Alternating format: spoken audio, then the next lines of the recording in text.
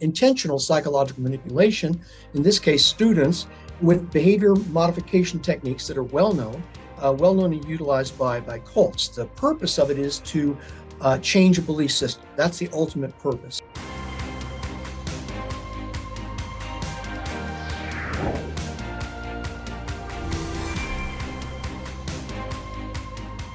Welcome, everybody, to Conversations That Matter. I'm your host, Alex Newman. We have a very special guest with us today. His name is Dr. Stanley Ridgley. He's a clinical full professor of strategic management. He's got a doctorate and master's in international relations, security, and the Soviet Union from Duke University, and an international MBA from Temple University's Fox School of Business.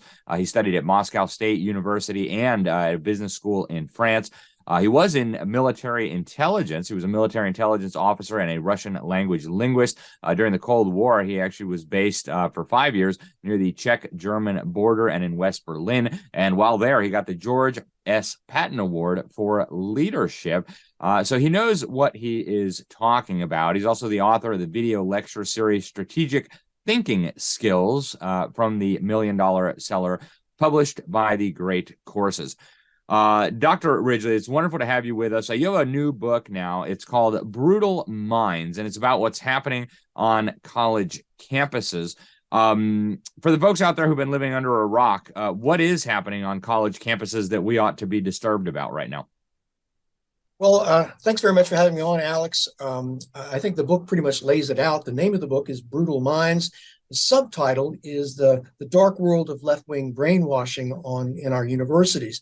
And that pretty much grabs you by the collar and says, hey, have a look at this, because this is how our universities are being degraded. We all have great respect for the institution of higher education as being the crucible of knowledge, whereby young people are exposed to the best that has been thought and said, according to Matthew Arnold, and that we want to pass on that legacy, that patriarchy, if you will, and to new generations who then are going to fashion their own contributions to that knowledge. Unfortunately, there's a group of people on almost all of our college campuses. Most of them are really not faculty. They're in the bureaucracy. They don't share that passion for learning and passing on the legacy of our institutions that the Enlightenment has bestowed upon us. The idea of reason, logic, science, scientific method, and progress. They have a different vision for the university, and they, in their own words, are, quote, boldly transforming the university. Well, what are they trying to do? What are they trying to transform the university from to? Their idea of the university is as a left-wing indoctrination camp, if you will. The idea that there are certain truths that are accessible only through them, they being Crypto-Maoist people who are influenced by critical theory, not by our own founding documents, and certainly not by the Enlightenment, but by neo-Maoist, Paulo Freire, neo-Marxist critical theory. I look to Herbert Marcuse and his famous phrase, the long march through the institutions. What we're seeing now is the fruition of the neo-Marxist Herbert Marcuse's admonition to us that they should have a long march through all of America's institutions to burrow from within and seize those institutions.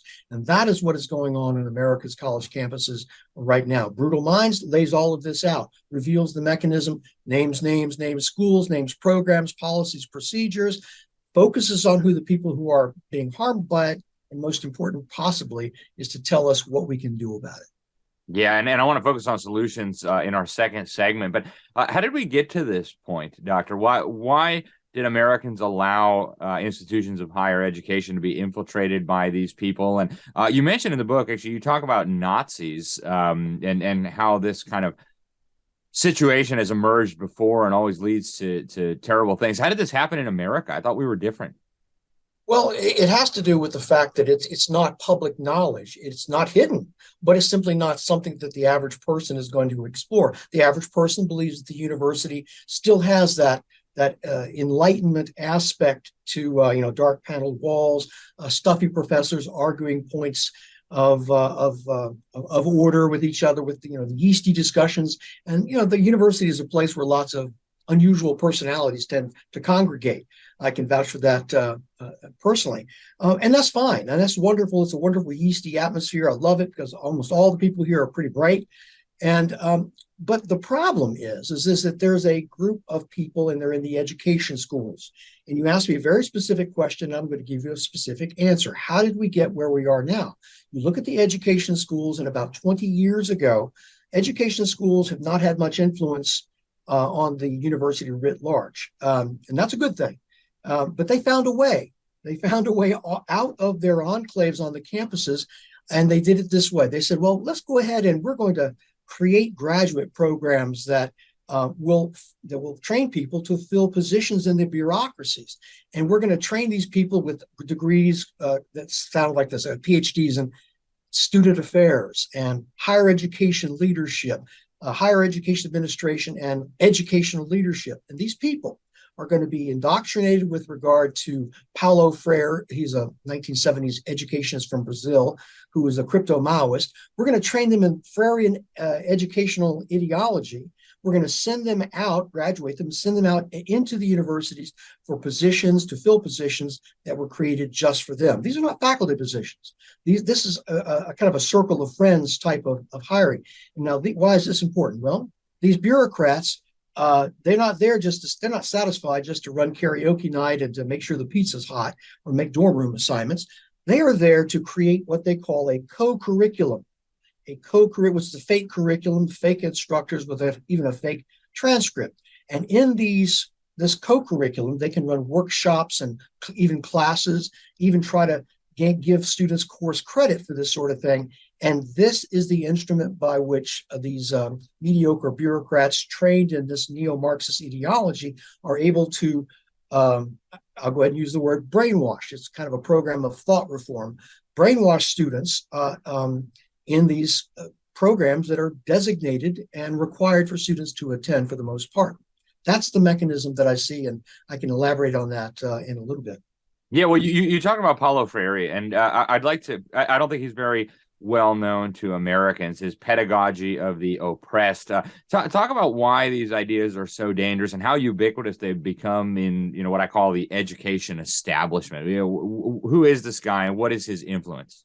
Well, Paulo Freire is an interesting character. Was not a particularly original thinker. He received or got most of his theory from Chairman Mao Zedong's education theory. I mean, this is a fact. This is not something that is in dispute. He was a crypto-Maoist, and he believed that we should bring students to a feeling or a sense of critical consciousness. And this is the whole point of the brainwash, to bring students to a point of critical consciousness where the scales fall from their eyes and they can see clearly the power and privilege relationships within our society. You can't have American educational establishments and teachers and administrators saying, well, we want to adopt a neo-Marxist perspective represented by the Frankfurt School of Critical Theorists, represented by Horkheimer and Adorno and Marcuse. We can't do that because people will be turned off by Marx. We have to find a front man. We have to find a laundryman, so to speak, like a gangster to find someone who's going to launder their money. We have a third world educationist who's not particularly original, but he is a crypto-Maoist. He's on our side. He's buddies with Che Guevara. He's buddies with Fidel Castro. Again, all of this is in the public record. Why don't we launder neo-Marxist, crypto-Maoist education theory through this guy? I mean, he's a kindly guy with a kindly visage. He's got a gray beard, and he's non-threatening. And no one knows what you're talking about when you say Paulo Freire and Freirean ideology. Well, was Maoist through and through. And that's the danger of Paulo Freire. This is why this subterfuge has managed to work for so long. Wow. So this is fascinating, Dr. Ridgley. We've got basically bureaucrats who see the world through a Maoist worldview, now staffing key bureaucratic positions in universities, driving our universities to the left. When we get back from this break, I want to delve into some of the solutions, parents out there thinking about sending their children to university, and how do we turn this around? What are the consequences if we don't? Folks, stay with us. We're going to be right back after this quick break. As a lumberjack, my job is pretty straightforward. I see the wood, I chop the wood. We even hear crazy ideas on how kids should learn. Visit thenewamerican.com for real news you can trust. Welcome back to Conversations That Matter, everybody. I'm Alex Newman, senior editor at The New American. Our guest today is Stanley Ridgley, Dr. Stanley Ridgley. He is a professor and also has a new book out called Brutal Minds. Dr. Ridgley, before we went to break, we were talking a little bit about how this happened, what's going on. Let's dig into the brainwashing. What do you mean by brainwashing? How does it work? Well, people tend to think of brainwashing as, something out of the Manchurian Candidate with flashing strobes and hypnosis and maybe some physical duress. And that's not what it is at all. It is indeed a phenomenon with clearly defined activities. It is I'll give you a definition of it. It's a psychological manipulation, intentional psychological manipulation, in this case, students with behavior modification techniques that are well known and utilized by cults. The purpose of it is to change a belief system. That's the ultimate purpose. Now, it's usually, and it comes out of the social psychologist Kurt Lewin from the 1940s, but it's also was developed by the communist Chinese, and by American cults. It's 3 stages to it. The first stage is unfreezing the belief system, changing the belief system, and then refreezing the belief system. Now, of course, no one is going to say we're offering a brainwashing course here. We're gonna remove your belief system, change it to one of critical consciousness based in Crypto-Maoist Paulo Freire ideology. No one's going to say that. So instead, they say something else. They say this. They say they're going to run a social justice education program, or they're going to, in today's parlance, they're going to have you learn about race, or we're going to have a brave space, or we're going to have a difficult dialogue, or a courageous conversation. This is the lingo that is used in the 21st century in 2023. So how does it work? Well, the students who come in, particularly freshmen, are put off guard. They are literally told to suspend their critical faculties and their skepticism. They are told to make themselves vulnerable. They are told to invest trust in the group that is established. And I tell students, you don't need to trust these people. There's no reason to trust these people. They're a bunch of strangers. You don't know what they have up their sleeve. I mean, if you read Brutal Minds, you know what they have up their sleeve. They are trying to disarm you and your natural criticism of strangers so that they can solicit private, personal information from you. Why? They want to attack you, destabilize your belief system, attack your sense of self, your identity. And then once they've succeeded in this and broken you down and gotten you comfortable with revealing these types of things, they're going to change your belief system from the one you have now, usually one bequeathed to you by a long period and legacy of parental concern and guidance and moral and religious concern. And they're going to change that to a belief system that is grounded in Freirian critical consciousness. And then the third process, or the third step, is to what they call refreeze. They're going to engage the student in lots of activities to ensure that the new belief system doesn't erode, that they don't backslide. And one of the phrases that you'll hear is they want you to do the work. You'll hear this phrase all the time, do the work. And this is an indication that they're engaging you so that this new belief system does not erode. This is why students, especially freshmen, come home to that first Thanksgiving break and at the dinner table, and they're so angry. They're so alienated. They have been taught to be this way by these types of programs. And a lot of schools and these student affairs types will tell students, don't talk to your parents. You want to establish your stake in the ground. You want to start fresh, and you want to listen to us. And so this is how the brainwash actually works. Does the brainwash work on everyone? Well, no, of course not. And the student affairs people recognize this, and they focus on those students who are most tractable. In the same way that cults target and cull out what they call sheep and goats. And this goes to Richard Delgado, whose name is indelibly and probably inexorably associated with critical race theory. In his prior incarnation, he was working very diligently on cults and the legal sanctions you could apply against cults. And he noted in his work that the Unification Church, or Moonies, would welcome a busload of potential recruits. And they had behavior modification specialists watching these recruits, evaluating them. And they would see the folks who were just overwhelmed with the love bombing and the overwhelming acceptance. Those people were ushered one way. Then there were the streetwise young people who were kind of looking around, skeptical looks on their faces, saying, "What's this all about? What's this all about?" They would usher them in a different direction, give them a perfunctory presentation, put them back on the bus back to the city. And in that way, they had no one in this group of recruits, potential recruits, that would issue a discouraging word, or some say, "Hey, this doesn't sound right. It's not quite right." And so that's how the brainwash works on campus, and it's on every campus, more or less, except for a few exceptions like Hillsdale and places like that.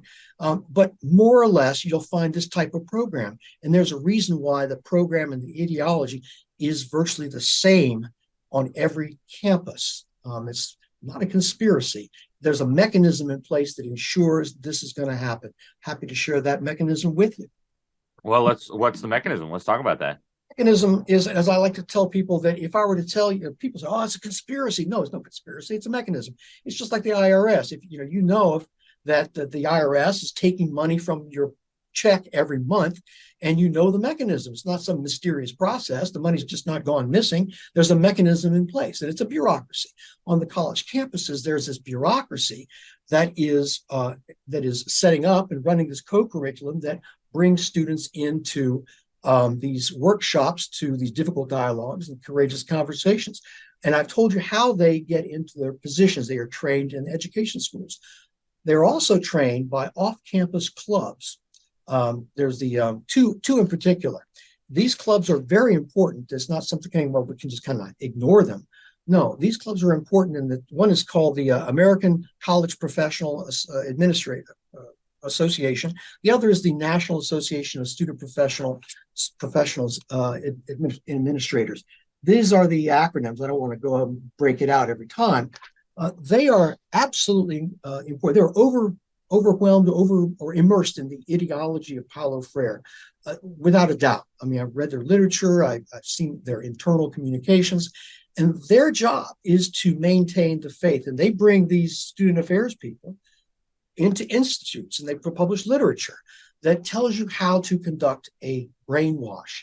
And moreover, these two organizations set the standards that education schools use in their graduate programs. So now you have the third corner. You've got the triangle of education schools, student affairs, and these off-campus clubs that are all interlinked, and their people are members of all three, sometimes simultaneously. I call it a circle of vice. Now, I do have an example, and I can quote from this example of what a brainwash actually sounds like and what they're trying to accomplish. Yeah. And here's an example of a brainwash manual. It's called Teaching for Diversity and Social Justice. It's gone through four editions. Now, I mentioned the three-stage process of unfreezing, changing, and refreezing. That doesn't sound good to someone. I mean, if someone's going to tell you, "Alex, I'm going to unfreeze, change your belief system, and refreeze," that's not going to fly with you. So they use other terminology, and here's the terminology.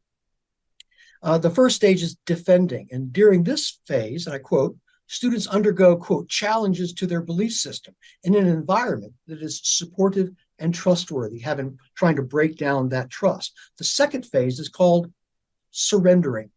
Students are presented social justice theory, Crypto-Maoist Paulo Freire ideology, and here's a quote: "The process for students is confusing, disorienting, and frightening. Students might feel out of control, without known boundaries or familiar ground, and may experience strong emotion, such as anger, resentment, and a sense of betrayal by those who were supposed to tell them the truth about the social world," end quote. They're talking about parents there. This is the brainwash in action. And finally, the last stage of refreezing, here they call this transforming, quote, "A new set of beliefs becomes home base for interpreting experience and creating meaning. The past is reinterpreted and reconstructed into a new frame of reference," end quote. That's the brainwash laid out for you, and that's one of the books that they propound this idea of moving students down a series of stages along a conveyor belt to critical consciousness. This is hugely significant, as you know, Dr. Ridgley. And so now the $500 quadrillion question, How do we counteract this, both at the individual level? Say parents sent their child off to a university, they came back, brainwashed, diversity and social justice zombie. They're just looking for brains. And then how do we change it at an institutional level, at a systemic level? How do we return our universities to what they once were and what they should be? Well, Brutal Minds, I want to make sure that people know what the book looks like when you go to a bookstore. Brutal Minds actually has two stages here. One is the long-term view, which we automatically think of. It's very slow-moving. People with kids in college want to know what they can do now, not what's going to happen 10 years down the line. We can celebrate perhaps a victory. I offer a whole series of things that should happen to achieve that long-term goal. But right now, the first thing is to be aware of that mechanism that I described to you earlier. Most people aren't aware of this mechanism whereby the education schools are funneling student affairs people. These are not faculty. They're running a co-curriculum. And then you have these off-campus clubs that set the standards for this circle of vice. Students and parents, donors, alumni, faculty too, because most faculty are unaware of this, should be aware of this and be aware of their individual rights under the Constitution and under rights that are established by the Office of Human Research Protections. One of the main defenses that students can have is, where is the informed consent form that I need to sign to allow you to conduct your psychological experiment on me? That's one of the main things. And if they don't have one, and they're collecting private information through games or through various encounter group types of activities, you don't have to participate. Just say, I'm sorry, I'm busy. I'm not going to do that. That's an incredible power that students have. And freshmen are usually scared. And they count on freshmen being scared, and they count on the good wishes, the goodwill of the people whose charge they're in. And they can undergo psychological damage by these brainwashing programs. I should say that the DSM-5, the Diagnostic and Statistical Manual on Mental Disorders, treats brainwashing. It addresses brainwashing and the damage that can be done. You don't want your kid, and you certainly don't want, if you happen to be a staff member or a faculty member. Let me give you a few tells to let you know that if you're going to be in a threat situation, okay, and you can simply opt out. These things have such power, they have such influence because people don't know what's actually going on. The first tell is the odd labels that are given these programs. You're on a college campus and someone says, oh, we want you to, this is a courageous conversation. This is a difficult dialogue. This is a brave space. This is a safe space. We're just going to learn about race. These are all benign, relatively anodyne terms that they use to get you in there. We want you to make yourself vulnerable. Don't do that.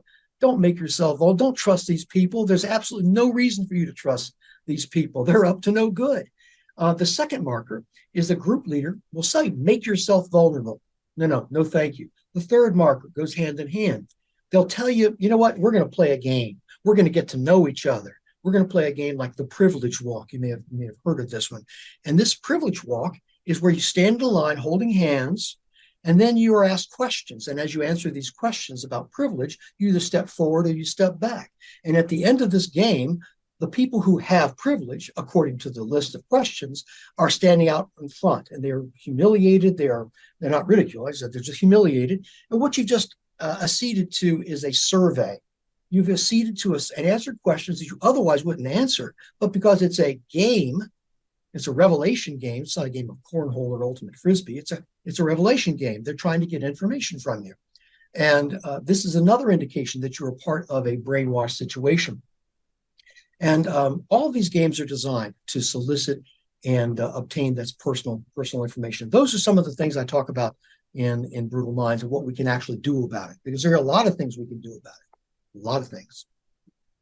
Excellent. Well, Dr. Ridgley, I really appreciate you spending some time with us. Thank you for your work. Folks, the book, again, is called Brutal Minds, The Dark World of Left-Wing Brainwashing in Our Universities by Dr. Stanley Ridgley. Dr. Ridgley, thank you once again. Hopefully we'll catch up with you very soon. Folks out there, thank you for tuning in. I'm Alex Newman. This is Conversations That Matter. Go check out the book. Until next time, God bless you all. Here's the news, Dad. Is it, son? Is it? What about this one, Dad? Nope. It's hard to tell what's real and what's fake these days. There's just too much baloney out there. At the New American, they cut through the baloney and give me the truth. The truth is hard to find, but the New American has it. Check it out at thenewamerican.com.